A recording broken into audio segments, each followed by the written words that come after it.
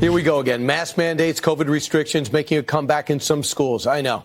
And workplaces. COVID cases on the rise in some places. Our next guest knows all about fighting draconian mandates and taking slings and arrows in the process. Her state was the only one not to shut down businesses and churches in 2020. We did not forget that. South Dakota Governor Kristi Noem. Governor, what's your reaction to people saying wear masks, stay distance? In Maryland, they're making grade schoolers wear masks again. How do you feel about this? It's blowing my mind. I cannot believe we're going back to this in this country after people were absolutely devastated by the mandates and the shutdowns that we incurred just a couple of years ago. I hope people don't have that short of a memory to recognize that this is unconstitutional, what they're doing. Masks do not work. We now have hundreds and hundreds of studies that show it's not an effective practice, especially for our little kiddos that are in schools. The best thing you can do, Brian, still, nothing's changed, is to go wash your hands.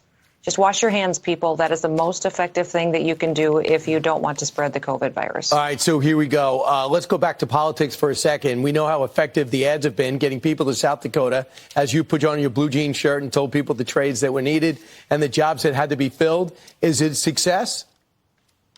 Incredibly successful. We've had thousands and thousands of people pick up and move to South Dakota to fill our open jobs, and they love it here. I've got testimonial after testimonial of people whose lives have been dramatically changed because they came to our state and they could get a professional license. We helped them with their training and education. They have a home in a safe community with neighbors who love them, and they can't believe that this is still America. When they've come from the places that they've been in bigger cities in New York, California, even from Florida and Texas, they said South Dakota's so different. People here still love each other.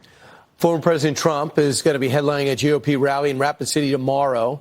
So first off, how's it selling? How's it moving? How did you get the former president? Well, we asked him, and he said yes, he would come. I think that's what's so remarkable is we've asked several people to come visit us in South Dakota that are running for president, and he is the one who said, I'll be there for you, Kristi. I'll be there for the people of our state. So within hours, the event sold out. Then we expanded the seating, and that sold out again within the first day they were available. So there will be over 7,000 people in attendance. I'm sure many more would have wanted to come, but that's all the capacity that we have available to us. And he should have and be surrounded by people that recognize how hard he fought to protect America and how he still wants to continue to do that in the future. I'm pretty sure that it's you considered running for president. I assume the door is almost shut on that.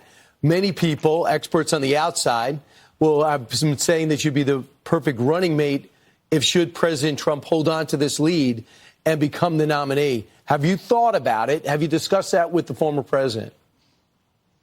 We have not discussed it at all, and I would say everybody, if asked to serve in any role, should consider it, especially right now when you watch what's happening across this country. And all it takes for evil to succeed is for good men to do nothing.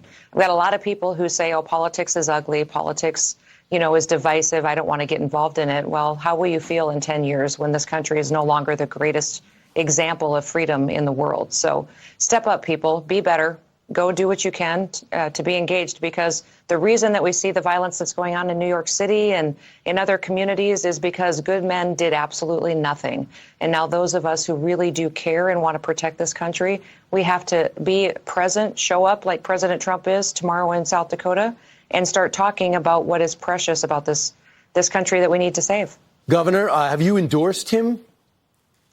I haven't, but I've talked openly that he's the candidate I'm supporting. So tomorrow we'll have some conversations at the rally that I think everybody will be interested in. But of course, he's absolutely the best choice for us. I don't know of any other candidate that's running for president right now that fought when it mattered. I'm thinking back to the big battles we've had in this country to protect our constitutional rights. He's the only one I know of that went out there and actually fought to make sure that those foundational beliefs were going to be protected. So I'm looking for a fighter that knows when to dig in when it gets controversial and hard, because that's really when we have someone who will stand in the gap for all of us. You think he would? Yes, I do know that he would. And he's proven it. You look at everybody who's standing on that stage and look at their record. You can't rewrite history. So many of these candidates are trying to rewrite history.